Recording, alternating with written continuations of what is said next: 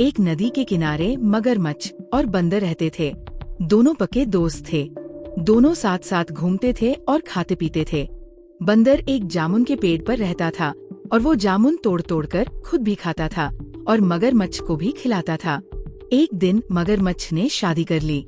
शादी के बाद वो अपनी पत्नी को खुश करने के लिए बंदर के दिए जामुन लेकर घर पहुंचा। दोनों ने खूब जामुन खाए और मजे उड़ाए। मगरमच्छ की पत्नी को जामुन इतने स्वादिष्ट लगे कि उसके मन में लालच आ गया। उसने सोचा, अगर ये जामुन इतने मीठे हैं तो इन्हें खाने वाले बंदर का दिल कितना मीठा होगा। उसने अपने पति मगरमच्छ से जिद की कि उसे बंदर का दिल चाहिए।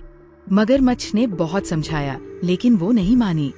मगरमच्छ की पत्नी ने बीमार होने का नाटक किया और बोली कि डॉक्टर ने उससे कहा है कि वो बंदर का दिल खाने से ही ठीक होगी। अब मगरमच्छ फंस गया।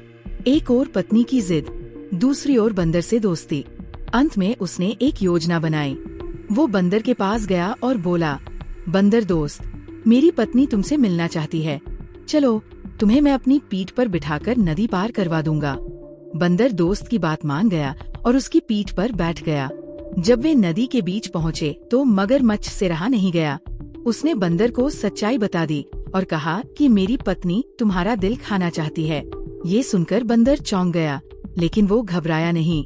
उसने तुरंत बुद्धि लगाई और बोला, मगरमच्छ दोस्त, तुमने ये बात पहले क्यों नहीं बताई?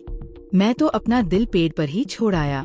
चलो, मुझे वापस किनारे ले चलो, मैं अपना दिल ले लेता हूँ और वो तुम्हारी पत्नी को दे दूंगा।